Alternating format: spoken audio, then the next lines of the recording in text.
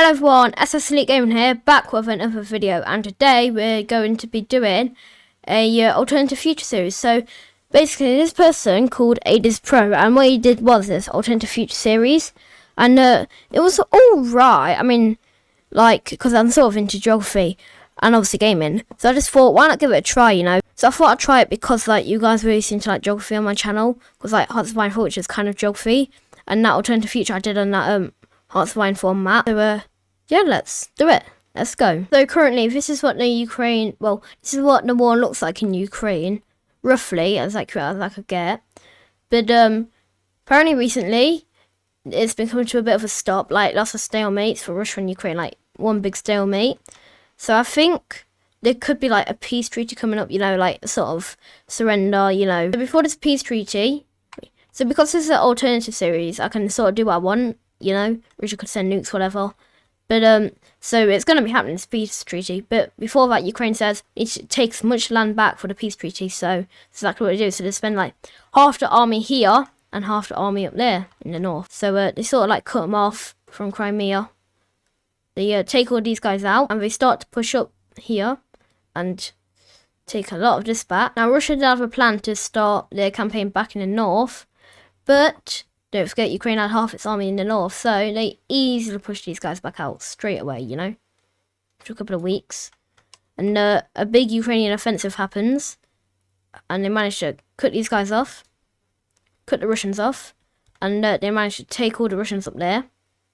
They managed to push them back all the way through here, until eventually reaching here. And they take these guys back.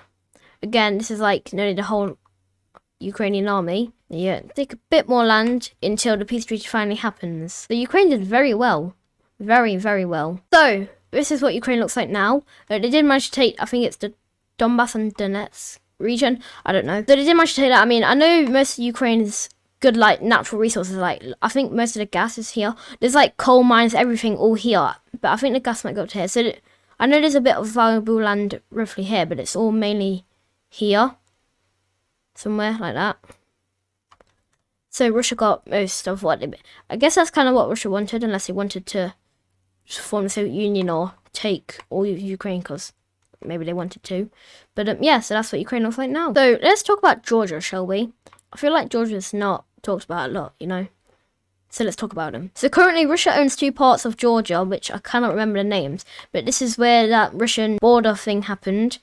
Apparently there was like lots of military personnel for Russia, and then apparently it's all like gone. So apparently what happened is, when Russia first invaded Ukraine, lots and lots of troops didn't want to get conscripted into the Ukraine war, so I think they all fled through Georgia, which is probably what it was. So all these soldiers up here just like fled, I think. Like, they'd probably make peace with Georgia, and NATO would probably sort of help Russia, in quotation marks. I know I ain't got my face cam on because I don't really want it on today. So in quotation marks, probably help Russia to just like, or contain it, quotation marks again. So look at something like that, roughly. So yeah, something like this, roughly. So next up, guys, what I'm going to do is I'm going to add the alliance map, like what he had.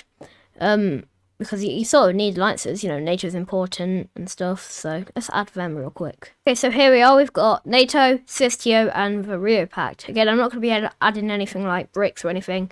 I don't think it's necessary. So talking about NATO, yeah? Why don't we let some people join NATO? Because why not? So yeah, Russia would probably say something in a peace treaty like Ukraine can't join NATO, but apparently it's against NATO's code or something like that. Like, you can't say in a peace treaty that you can't join NATO. So NATO straight away allows Ukraine to join. So now they've got one new big member. And because why not? Now I know what Turkey and I think Hungary have been saying that Sweden can't join, but because it's alternative and we can do what we want, they said yes. So now we've let Sweden and Ukraine join. Pretty good, pretty good. But there's one final member, and this is a NATO partner, but Azerbaijan will now be joining NATO, just like that. Now, let's look at my favourite country, England. And one of, I don't mind them, but I don't really like them.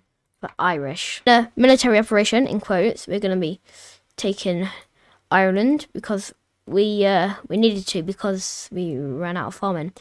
Because, well, that's why, because currently England has been going through this massive debt thing, and prices are rising, and people aren't getting paid enough to cope up with the taxes which are rising and everything. It's very horrible at the minute if you're living in the UK. So we need more farming land, in quotes, which we don't really need farmland, we just need some more money. And we take Dublin, and that is that over. So this automatically makes Ireland join NATO, as they are now under British rule. Rule Britannia. Okay, everyone, so we're just going to have this as a short one, because there's stuff I want to do, but I want to do it within different episodes, you know, because at the minute I'm running out of YouTube ideas. So I just thought I'd do this, because why not? So, yeah. Hope you enjoyed this small little video, and I'll see you in the next one. Goodbye.